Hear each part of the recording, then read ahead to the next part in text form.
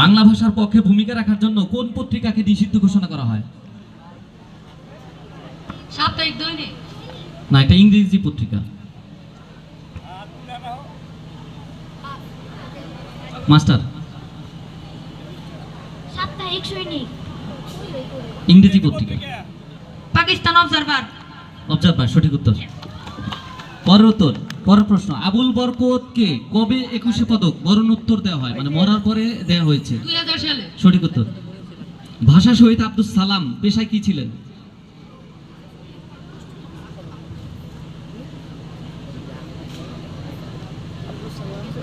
Pass করে দাও না পারলে। ডিরেক্টর অফ ইন্ডাস্ট্রিজের অধীনস্থ কর্মকর্তা। আমরা উত্তরটা নিচ্ছি, কিন্তু পিয়ন ছিলেন উনি, কর্মকর্তা না। 1952 সালের 21শে ফেব্রুয়ারি তারিখে পাকিস্তানের প্রধানমন্ত্রী কে ছিলেন? মাইক্রোফোন ইউজ করো না। 52 সালের 21শে ফেব্রুয়ারি তারিখে পাকিস্তানের প্রধানমন্ত্রী কে ছিলেন? সঠিক উত্তর। কোন বিদেশি রাষ্ট্র বাংলা ভাষাকে অন্যতম রাষ্ট্রভাষা হিসেবে স্বীকৃতি দিয়েছেন?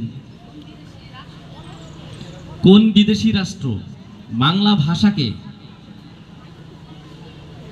অন্যতম রাষ্ট্রভাষা হিসেবে স্বীকৃতি দিয়েছে? আমেরিকা। ভুল। যুক্তরাজ্য। একটা উত্তর দেওয়ার সুযোগ আছে। M A Karim. Sierra Leone. সঠিক উত্তর। আমরা যুক্তরাষ্ট্র যে উত্তর দিয়েছিল সেটা সঠিক হিসাবে গণ্য করছি, যেটা হোল্ড ছিল। হ্যাঁ, যুক্তরাষ্ট্র যেটা, ওটাকে আমরা সঠিক হিসাবে নিচ্ছি। হ্যাঁ, আমি স্কোরের দৃষ্টি আকর্ষণ করছি। ঠিক আছে, এবারে এম এ করিম বহুমুখী উচ্চ বিদ্যালয়ের জন্য প্রশ্ন। গণ অভ্যুত্থান, পানি লাগবে পানি, স্মৃতি বিজড়িত এই আবেদন কার নামের সাথে সম্পৃক্ত? মুগ্ধ। সঠিক। বৈষম্য বিরোধী ছাত্র আন্দোলনের সর্বকনিষ্ঠ শহীদ আব্দুল আহাদকে পুলিশ গুলি করে হত্যা করে, তার বয়স কত ছিল? সর্বকনিষ্ঠ। একটা শিশুকে গুলি করে হত্যা করা হয়েছিল। আগে এম এ করিমের সুযোগ আছে। 9 বছর। ভুল। 4 বছর। আগে উত্তর না বলি, মানে যাকে আমরা মেনশন করবো সে উত্তর দিবে। 4 বছর আমরা সঠিক উত্তর নিচ্ছি। ওরাই তো ছিল। বৈষম্য বিরোধী ছাত্র আন্দোলনে একজন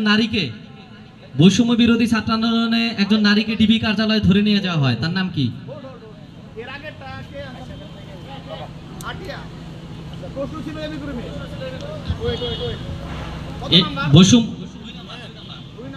তিন নম্বর প্রশ্ন, বৈষম্য বিরোধী ছাত্র আন্দোলনে একজন নারীকে ডিবি কার্যালয়ে ধরে নিয়ে যাওয়া হয়, একজন নারী সমন্বয়ক, তার নাম কি? উমা ফাতেমা। সঠিক।